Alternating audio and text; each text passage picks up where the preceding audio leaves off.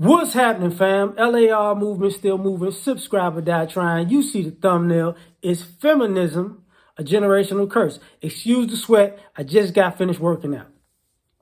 But I've been listening to a lot of the ladies talk, and what I hear is women in their if I want to go to 60s, I can, but I won't do this right now. 50s, 40s, 30s, 20s, saying the same thing. I was told to go to school, get an education, don't worry about no man, don't worry about these little boys, they'll always be there. I was told, that these boys are no good and they don't know how to act. That's what I was told. So you got roughly from 50s to 20s, a generation or two, depending on how you slice it, who's basically saying, I was told to ignore boys, ignore men, don't worry about them, put them on the back burner, they don't exist, blah, blah, blah, blah, blah. And when I get around to them, they'll be there for me. And now you see all these groups of women looking for a man, and they're upset. Generationally, I've seen women, because of this rhetoric, just constantly disrespect young boys in their age group to grown men in their age group, because, oh, you ain't nobody, you just a man, you just beneath me, you just, oh my God, you're trying to, oh, you want me to be a wife to you and care for you and submit, oh, you want a slave, oh my God, I will never be your slave, I will never do anything for you. And then, where are all the good men? What happened? That's usually when the wrinkles start setting in, and the flat stomach went to a fupa or a gut, or the butt that was sitting up sagging down, and then it's like and now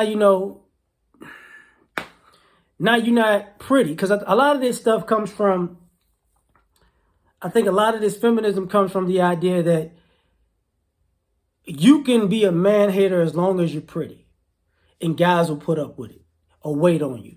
But when you stop being pretty, you can't fall back on that. You can't be a feminist and ugly. See what I'm saying? Because all of a sudden, now it doesn't bode well. You was cute, you were always dateable, and people wanted you for your sexual marketplace value. But when that dies, now even your rhetoric kind of dies, and you're seeing these women with the hair, wild colored hair and the tattoos, and now they're trying to, some of them are getting fit, but some of them are trying to basically be dudes. And you kind of see it low-key, the transformation, where a lot of women are mentally imagining themselves and viewing themselves as men, because they interchangeably talk about themselves as if they're men. And guys are looking at it like, you're a weirdo. And you see them online,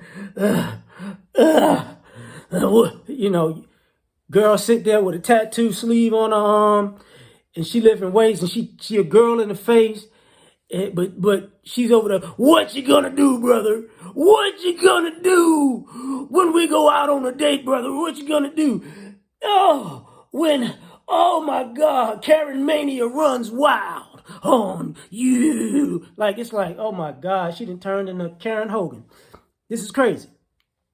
And it's a generational curse. I went to school, because I went to school and I got a degree in communications. That means, what does that mean? Feminist coven, what does that mean? It means once you get a degree, you're wife material. That's right, I got a PhD, and that means I'm wife material, but I won't do anything for you because I've got an education in communications. You got an education in propaganda, and you got a PhD in that too. Because you believe in too much BS. you know. That's right, I'll love you conditionally, because as a woman, and maybe as a single mother or a mother, as a woman, never as a wife, only as a woman or a mother, never as a wife. Just want to point that out. Because you wind up being single, mother, and even if you have sons, you pass down to your sons that they're second-class citizens. And then you don't realize this until they become young men or adults. You pass down that, boys and girls are the same because you want gender equality, and then you go out into the world and you realize your son is getting treated different than the girls that you see, and it's like, whoa, the society is actually different. No, you don't say. So now you got a bunch of people, and Love Dorsey said this recently. I saw it recently. She said that a lot of people are still children because when we were kids, we were taught to use our imaginations, and you see adults, and I'm gonna just say grown women, using their imagination to make imaginary reality exist and live and argue in that, and then they become 35 and actual reality smacks them in the face, and they don't remember all the fantasy stories that they've told themselves and the fantasies that they've lived out in the real world and how it's impacted their lives and their children's lives and their grandchildren's lives. And now they're just stuck in limbo talking about, I'm overwhelmed and I need therapy. No, you're stupid.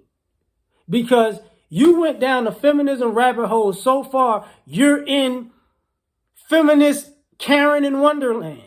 As in Alice in Wonderland. Now you're the Mad Hatter. You're all of those crazy things. And now you're seeing granddaughters, you're seeing granddaughters, mothers, and daughters going down the exact same path and thinking that their ending is going to be different. And then they wind up at the same ending and they're all shocked. Because every last one of them was supposed to be special, and it wasn't going to happen to me because I'm different. I'm beautiful. Whatever. But tell me what you think, man. Like, share, subscribe, or die trying. Catch y'all on the next one. Peace.